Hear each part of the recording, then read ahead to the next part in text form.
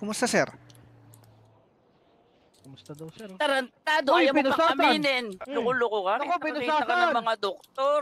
Nako! Kitang-kita ko pagmumukha mo doon. Anong hindi? Kitang-kita ng dalawang. Ako binaril mo eh. Alam nga namang magturo ako ng iba. Teka.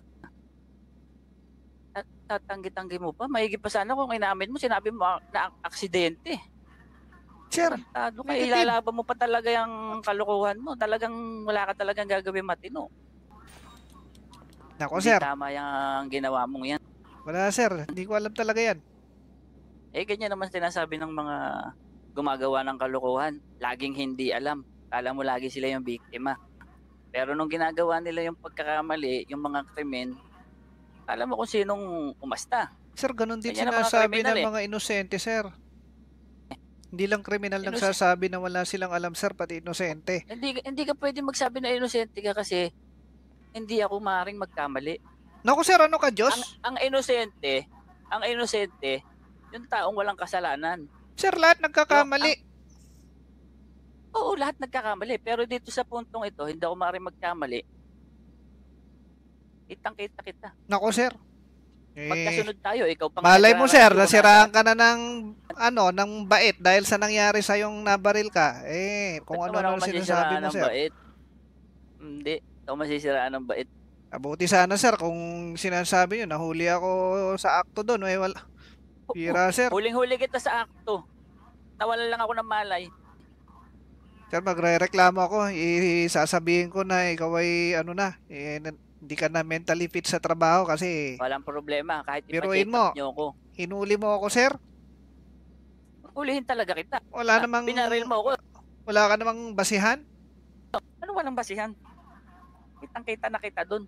Ngayon, kung iniisip Sa radyo, mo, galit ako naririnig sa'yo, kita, galit na galit ka, sir. Ito, sir, ay tingin trabaho ko, yun. harassment na itong ginagawa mo sa akin, sir. Galit ako sa'yo sa trabaho yun. Kasi palpak yung ginagawa mo. Tingin ko, sir, hinahanapan mo na ako ng Alam butas, nga sir. Alam nga namang i-very good pa kita. Ito, sir, tingin... Gabi ka pa babaka, umaga na, wala ka pa. Yan nga, sir. Yan na yung mga, Very sir, good. Yan na yung mga galit mo, sir. Kaya ako mo ako Hindi, hinuli, eh. Sa'yo galing yan. Sabi mo kasi, galit ako. Pinapaliwanag ko sa'yo, galit talaga ako sa trabaho. Pero sa personal, hindi naman tayo magkaano-ano, hindi naman kita... Alam ko na, sir, kung Para anong magalit nangyayari ako sa'yo dito, sa- sir. Dahil sa galit mong ikaw ay nabarel, tapos hinalo mo yung galit mo sa akin, ako na lang yung hinuli mo. Kwento mo na lang yan. Oo, Ano sir. na lang yan. Kung sakali, di yan ang sabihin mo kung paniniwalaan ka. Magtutugma-tugma, sir, eh. Walang problema yun. Patunayan mo. At papatunayan ko rin ang sarili ko. May mga kanya-kanya naman tayong karapatan. Alam mo naman yan. Pulis ka. Alam ko, sir, kaya nga pinoprotektahan ko sarili ko, eh. Pag ipipilit mo yan, pipilit mo yung sinasabi mo na dapat wala ka namang maiikaila eh. May sampahan mo na lang ako ng kaso, sir, at bahala na protektahan Ito ng na. sarili ko. Sasampahan talaga kita ng kaso. Kasi syempre, may side ka ng Ang- kwento at yung side ko ng ang- kwento na opposite ang sa'yo ay pinaiintindi kahit ko lang kailan hindi sa'yo, tayo magtutugma. Ayun na nga, nandito na Ayun tayo. nga, sir, Ang eh. gusto ko lang ipaintindi sa'yo, Hindi mo ako pwedeng paintindihan, sir, nang gusto mong Hindi naman ipaintindi masama dahil na ayaw mo nga rin umintindi umamin sa ng akin gustong pagkakamali. ipaintindi sa'yo, sir. Hindi naman masamang umamin ng pagkakamali ng Sir, tao, eh. hindi, yun nga, sir, eh. Kung sinasabi mo sa akin yan, umamin ka na sa pagkakamali mo. Hindi mo nahuli yung Eh, gusto yun na mong nga. huliin. Hindi Ngayon, mo nga inaamin, dahil sa di ba? galit mo sa akin na kanina ka pa sumisigaw sa radyo, gusto mo akong makita, gusto mo akong pag-initan, dahil sa hindi ako nakapunta sa'yo on time doon na naka-chopper ako, So, eto na yung bunga ng lahat ng yun, sir. okay.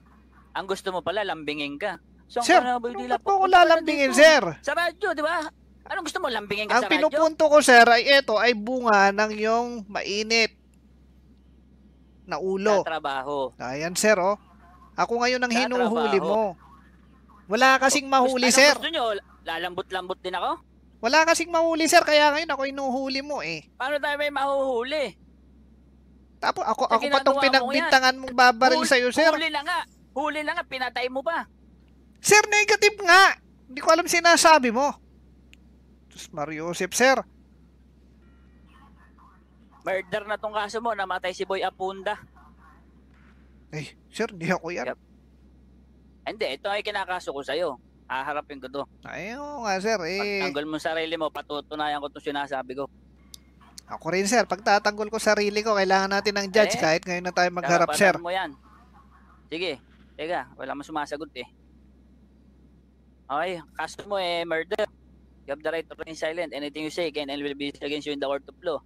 You have the right to an attorney. If you cannot afford an attorney, Badman City will provide one for you. You understand your right? Eh, syempre, sir. Okay, 1, 2, 3. Harap sa kaliwa. 1, 2, 3. Talikod. 1, 2, 3. Okay, pakibalik na lang dito yung mag-shot. Papa, may problema ako. Oo. Iti-text ko sa'yo lahat ng informasyon. Ikaw na bahala umasikaso ng aking kaso. Alam nyo ba na si Boy Dila ay may tatay na taga FIP? Si Papa Dila.